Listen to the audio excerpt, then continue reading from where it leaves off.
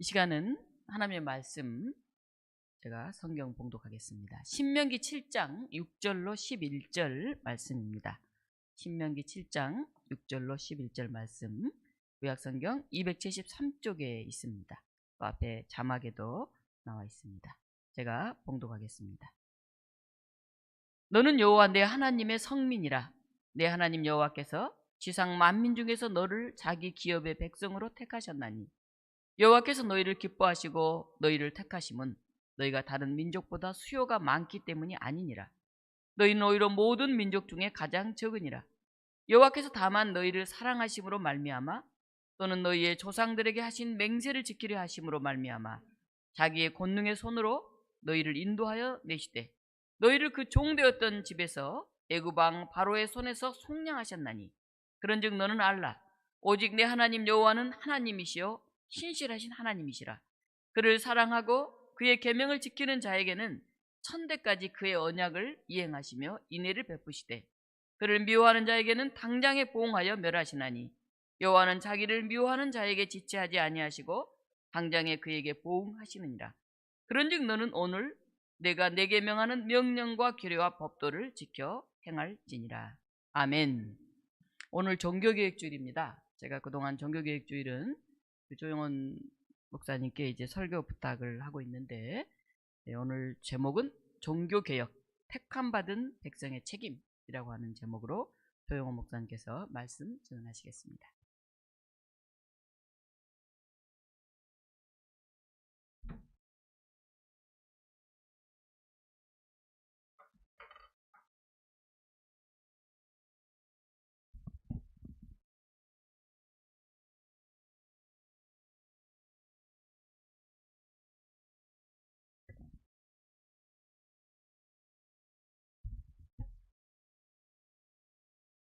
네, 오늘은 창조절 9째 주일이면서 종교개혁 주일입니다.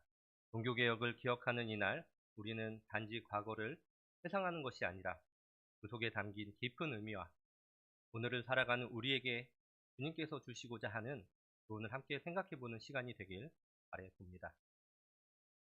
종교개혁 당시 교회의 권위는 교회 내의 신앙적인 권위를 넘어서 세속적인 권력과 결합되어 있었습니다. 313년 로마 제국에서 기독교가 공인된 이후 1000년 넘은 중세 유럽에서 사회의 지배 계급이자 권력 집단이었던 교회는 절대 권력은 절대 부패한다는 빌버그 엑튼경의 말처럼 서서히 부패하며 가정 능력을 잃어가게 됩니다. 지금으로부터 500여 년 전 1517년 10월 31일 마르틴 루터는 당시 가톨릭 교회의 부패에 맞서 95개조 반박문을 제시를 하게 됩니다. 루터는 교회와 관련된 여러 다양한 문제들을 지적했고 그중 가장 맹렬하게 비판했던 지점이 바로 면죄부의 판매였습니다.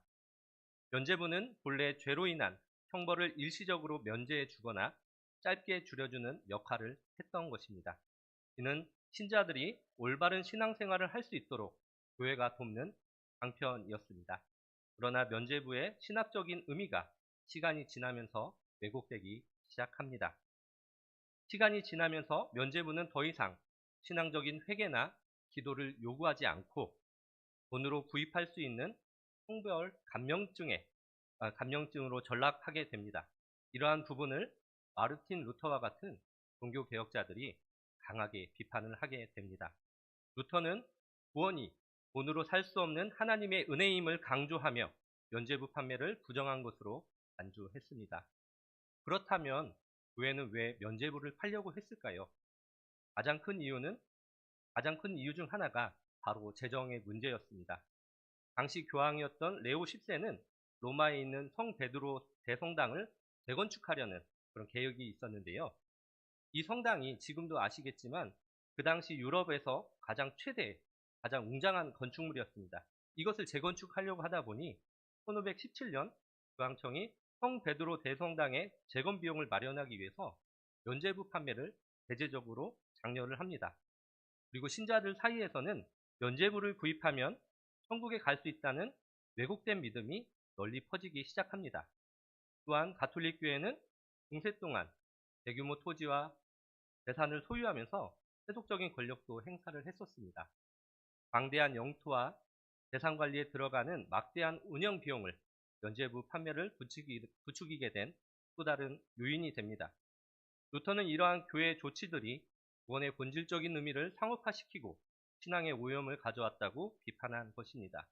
이는 오늘날 한국에 존재하는 대형 교회들에서 일어나고 있는 것들과도 그러한 비판들과도 맞닿아 있는 것 같습니다. 두 번째로 교회의 권력과 부패에 있었습니다. 중세 말기 가톨릭 교회는 세속적 권력과 긴밀하게 얽혀 있었는데요. 특히 성직자의 부패와 교회의 정치적인 역할이 문제였습니다. 교회는 국가와 밀접한 관계를 맺으며 세속적인 권력을 행사하는 한편 성직자들은 정치적, 경제적인 특권을 누렸습니다. 이러한 상황에서 교회는 신앙보다는 물질적 이익을 우선시하는 경향이 강해졌었습니다.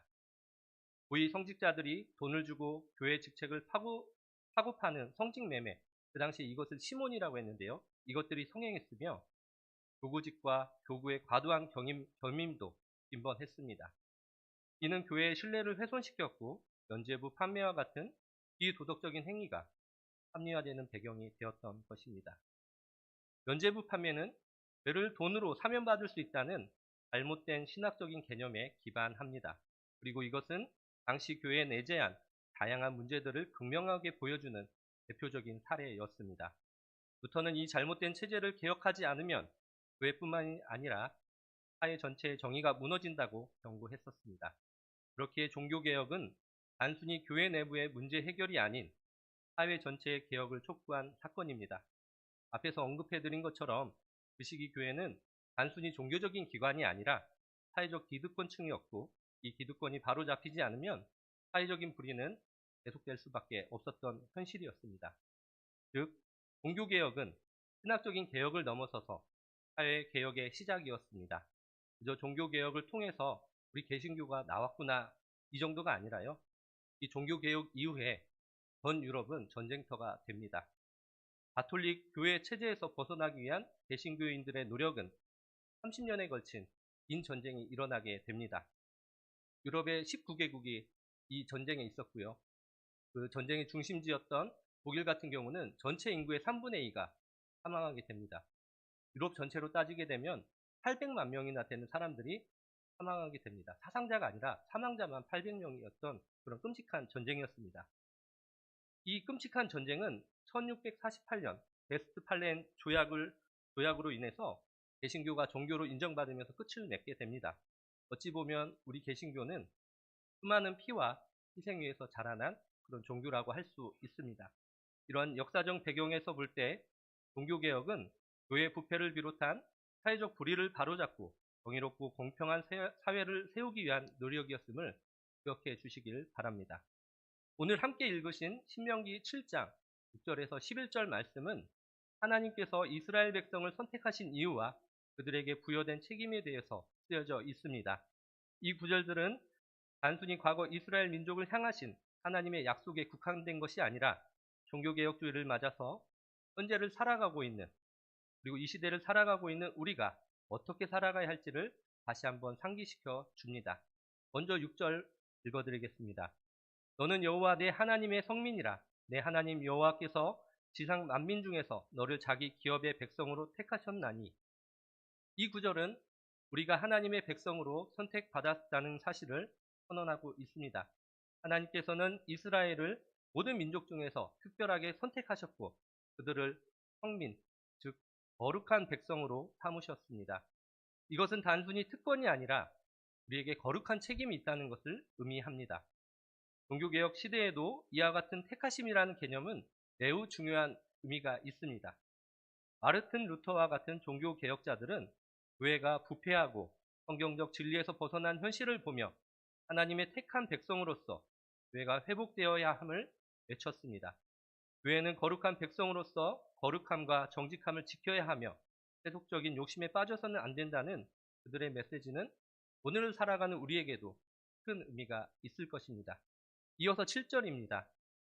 여호와께서 너희를 기뻐하시고 너희를 택하심은 너희가 다른 민족보다 수요가 많기 때문이 아니니라. 너희는 오히려 모든 민족 중에서 가장 적으니라.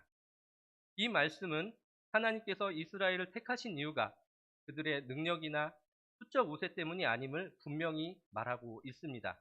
오히려 이스라엘은 작은 민족이었지만 하나님의 사랑과 언약의 신실함 때문에 택함을 받은 것입니다. 이 구절은 종교개혁의 정신과도 깊이 연관되어 있습니다. 당시 개신교회는 수적으로나, 가톨릭교회는 수적으로나 권력적으로나 거대한 조직이었지만 루터는 그 부패와 그 세속화된 모습을 비판했습니다. 종교개혁은 외적인 강함이나 권력이 아닌 하나님의 진리에 충실하려는 소수의 사람들로부터 시작되었습니다. 우리는 하나님의 백성이 숫자나 힘이 아니라 진리와 정의로 구별된다는 사실을 기억해야만 합니다. 이어서 8절 한번 보겠습니다.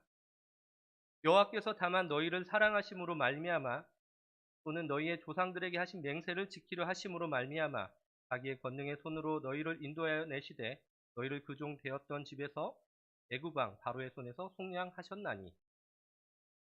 하나님께서 이스라엘을 택하시고 구원하신 것은 오직 그분의 사랑과 신실하심 때문이었습니다. 이스라엘 백성들은 하나님의 구원을 경험했고 종 되었던 집, 즉 애굽에서 해방되었던 자들입니다. 이는 오늘을 살아가는 우리 또한 하나님의 구속사 안에서 영적인 해방을 경험하는 백성임을 상기시켜 줍니다. 당시 교회는 면죄부와 같은 인간적인 방식으로 구원을 거래하려고 했지만 루터는 오직 은혜, 오직 믿음을 강조하며 구원이 하나님께로부터 온다는 성경적인 진리를 회복하고자 했습니다. 우리는 이 세상에서 종교적, 사회적 억압으로부터 자유함을 주시는 하나님의 구원을 늘 기억해야 할 것입니다. 이어서 9절입니다. 그런즉 너는 알라 오직 내 하나님 여호와는 하나님이시요 신실하신 하나님이시라. 그를 사랑하고 그의 계명을 지키는 자에게는 현대까지 그의 언약을 이행하시며 인애를 베푸시되. 이 구절은 하나님의 신실하심과 그분의 언약을 지키시는 성품을 강조하고 있습니다. 하나님은 자신의 백성들에게 언약을 이행하시며 계명을 지키는 자에게는 현대까지 사랑을 베푸십니다. 이는 하나님의 백성으로서 우리가 순종하고 하나님 말씀에 충실해야 함을 또 가르치고 있습니다. 종교개혁의 핵심 또한 순종이었습니다. 당시 교회는 성경을 무시하거나 왜곡된 교리로 백성들을 혼란에 빠뜨렸습니다. 그러나 이때 루터는 성경으로 돌아가자, 이 외침을 통해서 모든 신앙과 행위의 기준을 하나님의 말씀에 두어야 한다고 주장을 하였습니다. 우리는 하나님의 말씀을 중심으로 우리의 삶을 바르게 세우고 그 뜻을 따라 살아가야 할 책임이 있습니다. 이어서 10절 읽겠습니다. 그를 미워하는 자에게는 당장에 보응하여 멸하시나니 여호와는 자기를 미워하는 자에게 지체하지 아니하시고 당장에 그에게 보응하시느니라. 하나님께서는 불의와 악을 용납하지 않으십니다. 그분을 미워하고 그분의 말씀에 불순종하는 자들에게는 심판이 있을 것이라고 경고하고 있습니다. 이는 하나님의 정의로운 성품을 나타내며 우리에게도 악에 대한 경계를 요청하고 있습니다. 종교개혁 당시 교회 지도자들은 하나님의 말씀을 왜곡하고 부패의 길을 걸었습니다. 그들의 행위는 하나님의 뜻에 합당하지 않았고 그 결과 교회의 분열과 심판으로 나타났습니다. 오늘날에도 우리는 부패와 불의에 대해 하나님께서 심판하실 거라는 이 경고를 기억해야만 합니다. 우리는 세상 속에서 하나님의 정의를 세우고 불의에 맞서는 삶을 살아야 할 것입니다. 마지막 11절은 저희 같이 한번 읽어보도록 하겠습니다. 그런즉 너는 오늘 내가 내게 명하는 명령과 규례와 법도를 지켜 행할지니라.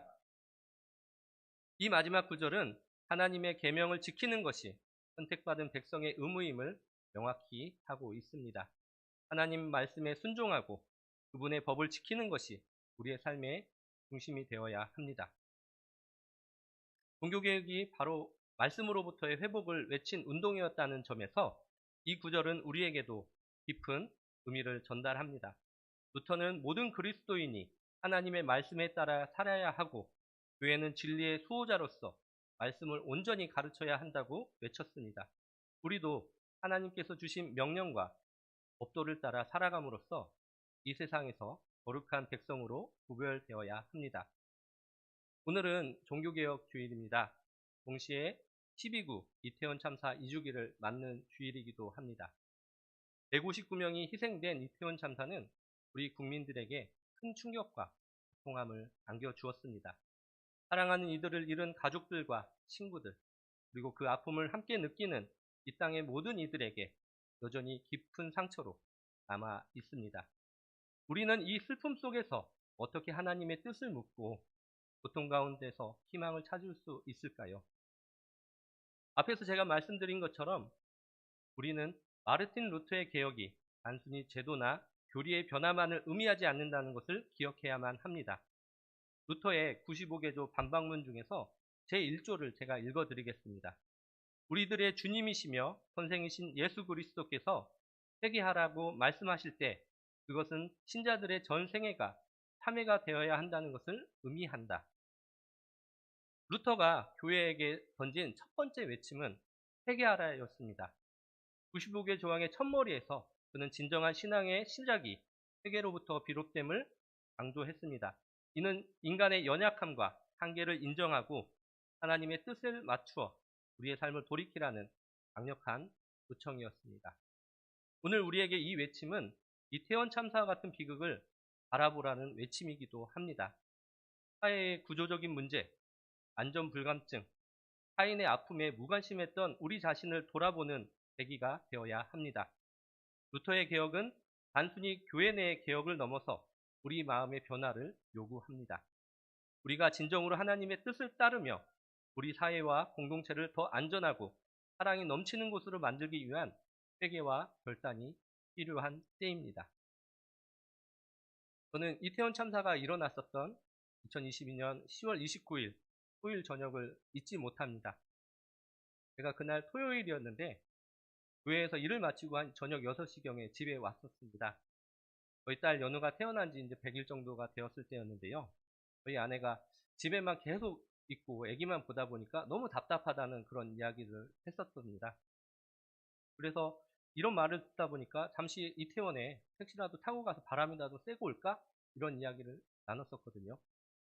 근데 이야기를 하다 보니까 저희 아내가 그 할로윈 이런 축제 때 이태원도 한 번도 안 가봤대요. 그래서 한번 진짜 가보자 하고 다 준비를 했었어요. 준비를 하고 나가려고 보니까 저희 딸이 좀 열이 나는 것 같더라고요. 그래서 열 나고 그러니까 그냥 취소하자. 가지 말자라고 하고 그곳에 가지 않았습니다. 그리고 그날 밤 참사 소식을 뉴스를 통해서 이제 접하게 되었습니다. 그때 저희는 정말 머리가 쭈뼛 서는 것 같았습니다. 만약 그날 저녁 저와 제 가족들이 그곳에 갔었더라면 아마도 알 수는 없지만 그 참사의 당사자가 될 수도 있었겠지요. 이 비극이 누구에게도 일어날 수 있었던 일이라는 것을 깨달았게 됐고 이 일이 정말 남의 일이 아니구나라는 생각을 했었던 것 같습니다. 그것을 계기로 저는 이태원 참사에 대해서 관심을 갖고 계속해서 함께 해오고 있습니다.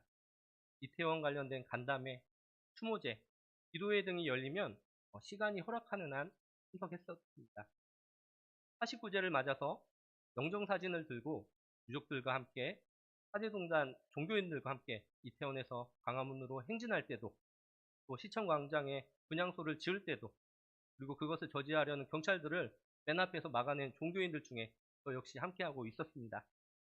그 이후 이태원 참사를 기억하는 그리스도인 모임이라는 곳에 참여하며 적어도 한 달에 한 번씩 분향소 지킴이로 활동을 해왔습니다. 유족분들과 함께 있다 보면 그분들의 슬픔이 고스란히 느껴져서 함께하지 않을 수 없었습니다. 특히 제가 결혼을 하고 이제 딸을 낳고 나니까 그리고 키우다 보니 자식을 먼저 보낸 부모의 마음이 어떠하실까라는 게 조금 더 와닿았던 것 같습니다. 전혀 연고도 없고 이전까지는 일면식도 전혀 없었던 이들이었지만 고난 가운데 있는 이들과 함께하다 보니 그들의 이야기는 남의 아닌 나의 이야기가 되고 우리의 이야기가 되는 체험을 했습니다. 타자가 아닌 당사자성을 가지게 된 것이지요. 이것은 이 십자가는 그 유가족회에서 저에게 준 십자가입니다. 부족해해서 저희 딸을 기억해 주시라고, 제 아들을 기억해 주시고 기도해 주시라고, 목사님, 스님, 신부님 기도해 주시라고 이 십자가를 만들어서 주셨습니다. 여기 안에는 희생된 분 중에 한 분의 이름이 있습니다. 김보미님이신데요. 이분이 영정사진 보면은 되게 젊은 20대 중반의 너무 예쁜 청년이었습니다. 그리고 그 부모님도 만났지만은 그냥 저와 같은 평범한 사람이더라고요. 근데 어머니께서도 딸을 위해서 목사님 기도해 주시면 좋을 것 같습니다라는 말씀을 해주셔서 한 번씩 이렇게 가지면서 마음속으로 기도를 합니다. 이태원 참사는 단순한 사고가 아니라 우리 사회의 여러 문제들이 복합적으로 얽혀져서 나타난 비극이었습니다. 사람의 생명과 안전이 가벼이 여겨지는 문화, 타인의 고통에 대한 무관심, 그리고 책임 있는 자에게 책임을 묻지 않는 그런 구조적인 문제가 함께 드러났습니다. 면죄부 판매가 루터 당시 교회 안의 문제점들을 나타낸 대표적인 예였다면 이태원 참사에 대한 그리스도인들의 대응은 교회 안에 사랑 없음을 전적으로 드러낸 대표적인 예 중의 하나라고 저는 생각합니다. 이 참사를 통해서 우리는 하나님께 무엇을 묻고 어떻게 응답해야 할까요? 루터가 외친 개혁의 핵심은 진리를 바로 세우는 것이었습니다. 그리고 그 진리는 사랑과 정의에 기초합니다. 예수님께서도 우리에게 내 이웃을 내 몸과 같이 사랑하라고 말씀하셨습니다. 이 참사는 우리가 그리스도인으로서의 책임을 다하지 못했음을 깨닫게 합니다. 우리의 이웃들이 안전한 삶을 살 수 있도록 서로를 돌보고 책임을 다하는 공동체를 만들어야 합니다.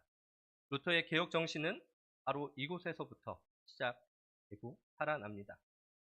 우리가 우리의 이웃을 위한 사랑과 정의를 실천할 때 그 정신은 계속해서 우리의 삶 속에서 이어질 것입니다. 종교개혁은 어두운 시대 속에서 빛을 찾고자 하는 노력의 결실이었습니다. 루터는 많은 반대와 고난 속에서도 하나님의 말씀을 붙들고 새로운 길을 열어갔습니다. 이는 우리에게 중요한 교훈을 주는데요. 오늘날 우리가 마주한 고난도 끝없는 절망이 아니라 하나님께서 새로운 길을 열어주시는 순간일 수 있는 것입니다. 고난 속에서 우리는 소망을 발견할 수 있습니다. 로마서 5장 3절과 4절은 이렇게 말합니다. 환난은 인내를, 인내는 연단을, 연단을 소망을 이루는 줄 알미로다. 이태원 참사의 슬픔 속에서도 우리는 새로운 변화를 기대할 수 있습니다. 우리의 사회가 더 나은 곳으로 나아가도록 하나님께서 인도하실 것입니다. 그리고 그 변화는 우리 모두의 작은 실천에서 시작될 것입니다. 저는 그것이 오늘의 종교개혁이라고 생각합니다. 사랑하는 동인문교회 여러분, 그리고 이삭교회 여러분, 종교개혁주의를 맞이하여 우리는 마르틴 루터가 외쳤던 개혁의 정신을 다시 한번 마음에 새기십시오. 그의 개혁은 단지 교회의 문제만이 아니라 우리의 삶 속에서 참된 변화와 회개를 요구하시는 하나님의 부르심이었습니다. 더 나아가 불의하고 잘못된 사회체제에 대한 저녁에 적극적으로 행동하기를 촉구합니다. 이태원 참사를 기억하는 것, 그리고 고통받는 이들과 연대하며 그 안에 함께 하시는 하나님의 뜻을 찾고 그 아픔을 통해 더 나은 세상을 만들어갈 책임이 있습니다. 오늘 오후 광화문과 서울 시청광장에서 12구 악법 저지를 위한 200만 연합 예배, 찬양회가 열린다고 합니다. 저는 이게 한국교회의 수준이자 민낯을 보여주는 것 같아서 너무나 부끄럽습니다. 저는 저들 안에는 예수님께서 말씀하신 이웃사랑이 없다고 단언할 수 있습니다. 루터의 때와 같이 현재 한국교회의 사회가 불의하고 교회 역시 부패했습니다. 그렇게 우리는 그저 절기로 종교개혁을 기념하는 것이 아니라 다시금 종교개혁을 외치면서 일어나야만 합니다. 앞에서 이야기한 것처럼 개혁에는 많은 고통이 따를 것입니다. 그렇지만 그 길을 걸을 때 우리를 더욱 성숙한 믿음의 사람들로 세워주실 하나님을 신뢰해야 합니다. 이제 우리는 종교개혁 정신을 이어받아 우리 사회와 공동체의 변화를 위해 힘써야 할 것입니다. 사랑하는 동인문교회 여러분, 우리는 선택받은 백성임을 기억하십시오.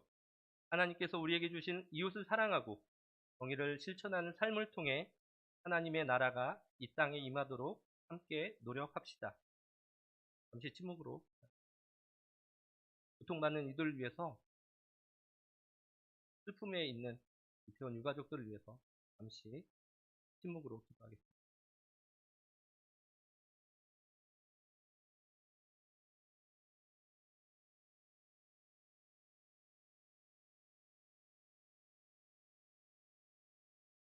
사랑과 정의의 하나님, 오늘 종교개혁주일을 맞아 함께 예배를 드립니다. 종교개혁이란 이름으로 교회가 분리되어 개신교가 된 지 500년이 넘었습니다. 지금의 한국교회의 모습이 500년 전 도패했던 교회와 비교할 때 한 뼘이라도 바뀐 것이 있는지 돌아봅니다. 오늘 오후에는 종교개혁을 외치는 자들이 광화문과 서울시청 광장에 모여 기도회를 개최합니다. 그들의 주장처럼 한국교회가 교세가 줄어들고 교회의 영향력이 감소된 원인이 북한 때문에, 차별금지법 때문에, 이슬람 때문에 일어난 것일까요? 오히려 한국교회의 개혁이 필요한 것은 교회 안에 사랑이 없이 교회를 돈벌이 수단으로 사용하고 대형화하고 세습하고 성범죄를 일으키고 극우사상, 반지성주의, 횡령, 논문표절, 설교표절 등을 저질렀기 때문입니다. 광장에서 수만 명을 동원해 종교개혁을 외치는 것이 아닌 고통 중에, 고난 중에 있는 이웃들과 함께하는 시간이 되게 하옵소서. 하나님께서 우리를 거룩한 백성으로 삼아주신 것은 우리가 잘나서도 숫자가 많아서도 아님을 고백합니다. 전적으로 주님께서 주시는 무한한 사랑에 감사하며 우리에게 주신 규례와 법도를 지키며 살아가는 저희들이 되게 하시옵소서. 가장 큰 계명, 하나님 사랑, 이웃 사랑을 항상 마음속에 새기며 택함받은 백성의 책임을 삶으로 행하게 하시옵소서. 사랑과 정의의 주 되시는 예수 그리스도 이름으로 기도합니다. 아멘.